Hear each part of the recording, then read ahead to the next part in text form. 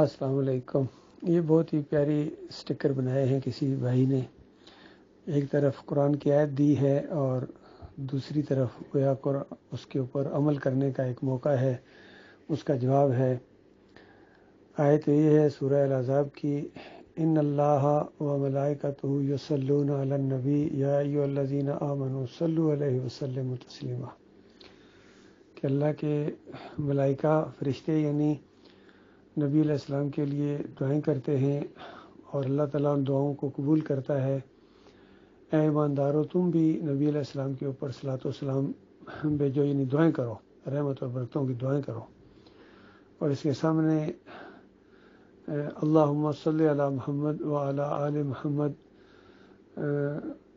کما صلیت علی ابراہیم وعلی آل ابراہیم انک حمید مجید، اللہم بارک علی محمد وعلی آل محمد کما بارکت علی ابراہیم وعلی آل ابراہیم انک حمید مجید۔ یہ دعائیں ہیں جو نبی علیہ السلام کے لیے ہم کرتے ہیں۔ اس سے پہلے آیت کے اندر اللہ تعالیٰ نے عام مومنوں کو بھی یہ کہا کہ مومنوں دیکھو تمہارا تعلق کس قدر یعنی زبردست ہے، تم ایمان کی طرف آئے ہو، اللہ تعالیٰ تمہیں کس قدر محبوب رکھتا ہے۔ هو الذی یصلی علیکم وملائکتہ، وہ اللہ تمہارے اوپر صلوات بھیجتا ہے، یعنی اور اس کے ملائکہ بھی، یعنی ملائکہ تمہارے لیے دعائیں کرتے ہیں۔ سورہ المومن کے شروع کے دور کو اسی کے اوپر ہے، کس طرح فرشتے جو عرش کے گرد طواف کر رہے ہیں اور جنہوں نے عرش کو اٹھایا ہوا ہے، یہ فرشتے انتہائی قریب قربت والے فرشتے اللہ سے بلک بلک کر دعائیں کر رہے ہیں، مالک ان مومنوں کو معاف کر دے جنہوں نے تیرا راستہ اختیار کر لیا ہے۔ تو یہ ایک بڑی زبردست توحید کی دعا ہے، لیکن امت مسلمہ کی بربادی اور بدبختی کہ جو توحید کی سب سے بڑی دعا تھی جو سکھائی گئی تھی اس آخری امت کو کہ دیکھو تم نبیوں اور ولیوں کو اللہ کے ساتھ شریک نہ ٹھہرانا، ان کو پوجنا پکارنا نہ شروع کر دینا، یہ تمہارے داتا اور دستگیر اور مشکل کشا نہ بنا دیے جائیں۔ دیکھو جب بھی اپنے نبی کا ذکر آئے تو صلاۃ و سلام پڑھو اس انداز سے، اللہم صلی علی محمد، اے اللہ محمد صلی اللہ علیہ وآلہ وسلم کے اوپر برکت رحمت نازل فرما، جس طرح تو نے ابراہیم علیہ السلام اور ان کے آل کے اوپر۔ تو اللہ جو ہے ان دعاؤں کو قبول کرتا ہے جو فرشتے کرتے ہیں دعائیں اور جو مومن کرتے ہیں۔ یہ ہے فرشتوں کا صلوات بھیجنا، دعائیں کرنا نبی علیہ السلام کے لیے۔ یہ ہے مومنوں کا صلوات بھیجنا، سلام بھیجنا، دعائیں کرنا نبی علیہ السلام کے لیے۔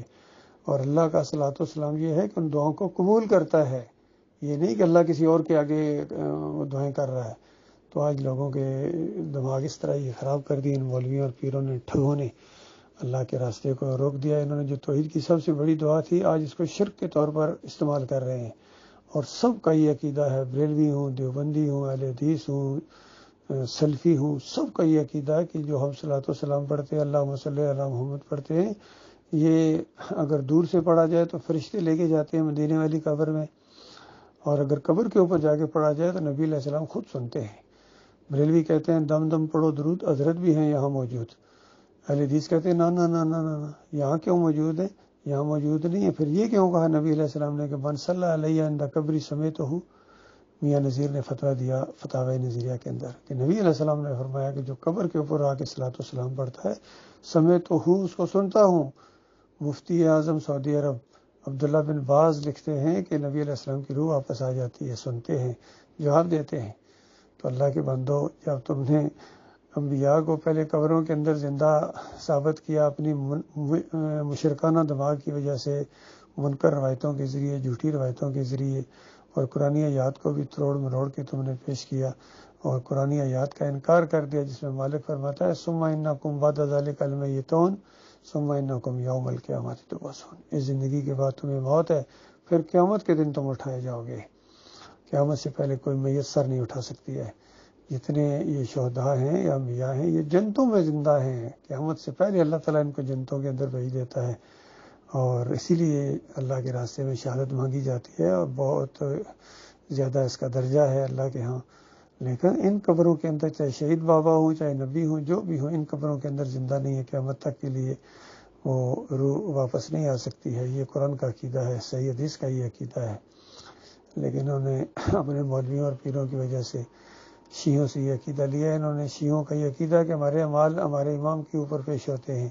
انہوں نے کہا کہ ہمارے ہی امام ہمارے جو اعمال ہیں ہمارے نبی علیہ السلام کے اوپر پیش ہوتے ہیں. تو وہ بھی شرک کے اندر مبتلا ہے, یہ بھی شرک کے اندر مبتلا ہے, اور آج امت مسلمہ کی عظیم اکثریت شرک کے اندر مبتلا ہو گئی, اور اسی وجہ سے ان کو ذلت اور خواری کا سامنا ہے. یہودی بھی مارتا ہے ان کو, عیسائی مارتا ہے, ہندو مارتا ہے, اور سکھ ان کے یعنی خلاف کتنی باتیں ہیں, اور پھر اندر والے بھی مارتے ہیں, ان کے اپنے مارتے ہیں. ان کے اوپر پولیس, یہ کلمہ پڑھنے والی پولیس اور رینجر اور فوج کی چڑھائی ہوتی ہے, لاٹھیاں پڑتی ہیں, عوام کو آنسو گیس پھینکی جاتی ہے, وہ ان کو مارتے ہیں. یہ ایک عذاب ہے اللہ تعالیٰ کا.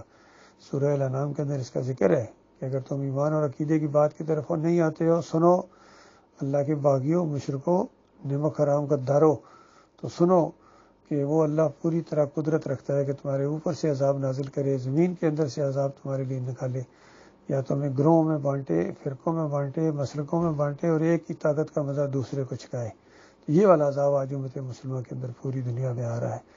گروہ ہیں, فرقے ہیں, اور مسلک ہیں, اور ایمان نہیں ہے کسی ایک کے اندر بھی, سب کے اندر شرک ہے, کفر ہے, کسی میں کم کسی میں زیادہ.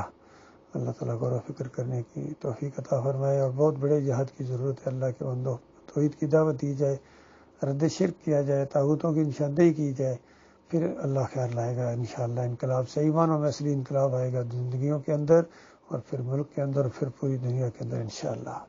باقی ان فریبکاروں کی بات مت مانو جو کہتے ہیں کہ ہم جہاد کر رہے ہیں. کوئی جمہوریت کے ذریعے مدینہ ریاست بنائے گا, اور کوئی الیکشن کے ذریعے, اور کوئی پیری بریدی کے ذریعے, اور کوئی عرس اور میلوں کے ذریعے یہ مدینہ ریاست بنا دیں گے. مدینہ ریاست ایسے نہیں بنی تھی, قربانیاں دینی پڑی تھیں, اور ایمان عقیدے کی جنگ لڑی گئی تھی, عقیدے کی جنگ تھی وہ.